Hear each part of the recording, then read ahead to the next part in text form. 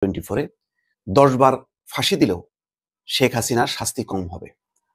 তার মানে বুঝতে পারছেন যে জুলাই হত্যাকাণ্ডের যারা শিকার হয়েছে, যে 1,500 মানুষ, তাদের প্রত্যেকের স্বজনের, প্রত্যেক আত্মীয়, প্রত্যেক তার পরিবারের সদস্যদের একই বক্তব্য।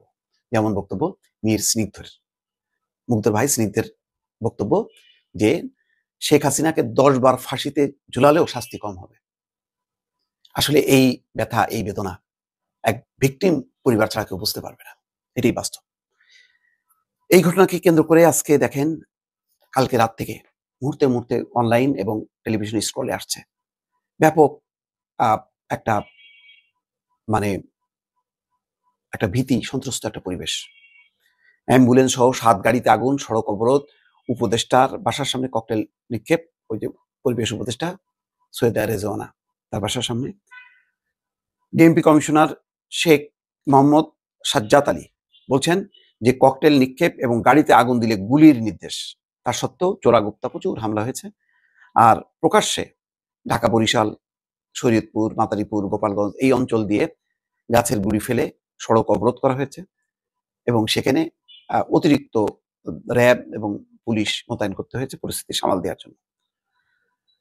তো আসলে ঘটনাক্রমে দেখেন কি নির্মম একটা বাস্তবতা, যে 15 বছরে আওয়ামী লীগ বলেছিল যে হরতাল, অবরোধ, ভাঙচুর, ককটেল এগুলি করে সরকারকে টলানো যাবে না, সরকারকে ফেলে দেওয়া যাবে না, এবং এইগুলি হচ্ছে জনগণের বিরুদ্ধে কর্মসূচি। মানুষ এইগুলো প্রত্যাখ্যান করেছে। আজকে সেই পথটাই কিন্তু বেছে নিতে হচ্ছে আওয়ামী লীগকে। কারণ আওয়ামী লীগ যেমন সরকারে থাকা অবস্থায় বিএনপি, জামাত তাদেরকে অঘোষিতভাবে নিষিদ্ধ করেছিল, তারা কেউ সবার সমাবেশ স্বাভাবিকভাবে করতে পারতো না। মাঝে মধ্যে পেরেছে, সেইটা একটা তাদেরকে শোডাউন করতে হয়েছে, কিন্তু এইরকম গণহত্যার মধ্য দিয়ে তো আর আওয়ামী লীগ, বিএনপি বা জামাত কোনো কর্মকাণ্ড করেনি। ফলে তাদেরকে নিষিদ্ধ করা সেটা সম্ভব হয়নি, যার ফলে অঘোষিতভাবে তাদেরকে নিষিদ্ধ রেখেছে। এবং নিষিদ্ধ করার কারণে ওই সময় দেশ জুড়ে নানা রকম অগ্নিসংযোগের ঘটনা ঘটেছে, ককটেল বিস্ফোরণ। যদিও বিএনপি, জামাত বলেছে এগুলি বিভিন্ন এজেন্সির মাধ্যমে করিয়ে আওয়ামী লীগ সরকার তাদেরকে দুর্নাম করেছে, বদনাম করেছে, এবং এটাকে কেন্দ্র করেই শত শত মামলা দায়ের হয়েছে। আজকে যে ঘটনাগুলো ঘটছে, কালকে রাত থেকে অ্যাম্বুলেন্সে গাড়ি আগুন দেয়া, তারপরে গ্রামীণ অফিসে, গ্রামীণ ব্যাংকের অফিসগুলোতে, ব্র্যাকের অফিসগুলোতে, বিভিন্ন জায়গায় যেখানে তার শক্তি দেখানো দরকার বা ক্ষমতা আছে সেখানে সে দেখাচ্ছে। তো এই কর্মকাণ্ডগুলো তো বিরুদ্ধে 15 বছর প্রচারণা চালিয়ে একদিকে সফল হয়েছে, মানুষ এগুলিকে সমর্থন করেনি। আজকেও কিন্তু এটা সফল হচ্ছে না। আর এটার মধ্য দিয়ে শেখ হাসিনার বিরুদ্ধে রায়ও বন্ধ করা যাবে না। কারণ রায়ের পক্ষে শত শত পরিবার, শত শত মানুষ এবং একাত্ম মানুষ, যে এর বিচার হওয়া উচিত, দৃষ্টান্তমূলক বিচার হওয়া উচিত। বাংলাদেশে যাতে আর কখনো কেউ ক্ষমতার জন্য এইভাবে উন্মত্ত হয়ে মানুষ হত্যায় মেতে না ওঠে, এটাও একটা শিক্ষা দেওয়ার দরকার ছিল।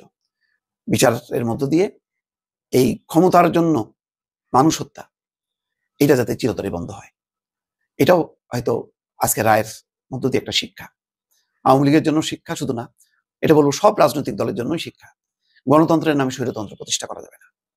আজকে যেই কাজগুলো আওয়ামী লীগ নিন্দা করেছে, আজকে সেই কাজগুলো তারা বেছে নিয়েছে। কত বড় স্ববিরোধিতা, যে তারা যখন ক্ষমতায় থাকবে তখন অন্য কেউ কোনো কর্মসূচি করতে পারবে না, আর তারা যখন ক্ষমতায় থাকবে না তখন তারা ওই বিরোধী দল যেগুলি করতে এক সময় তাদের ভাষায়, সেই কাজগুলি আজকে তারা একদম উন্নতমে করছে। এই করার মধ্য দিয়ে আওয়ামী লীগ কি মানুষের সমর্থন পাচ্ছে? মানুষ কি খুব ধিক্কার জানাচ্ছে?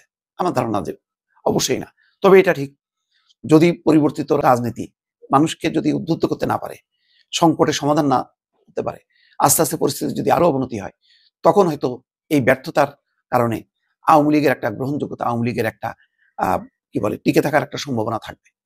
কিন্তু নতুন রাজনীতি, নতুন ব্যবস্থাপনা এবং সত্যিকারের গণতন্ত্র যদি প্রতিষ্ঠা হয়, তাহলে আওয়ামী লীগের শেখ হাসিনার আজকে শাস্তির মধ্য দিয়ে তার অধ্যায় যেমন শেষ হবে, তেমনি আওয়ামী লীগও কিন্তু নিঃশেষ হয়ে যাবে। কিন্তু যদি এই নতুন রাজনৈতিক শক্তি ব্যর্থ হয়, তাহলে কিন্তু বিপদ। ফলে বহু রকম বিশ্লেষণ আজকের এই ঘটনার মধ্য দিয়ে করা যাবে দর্শক।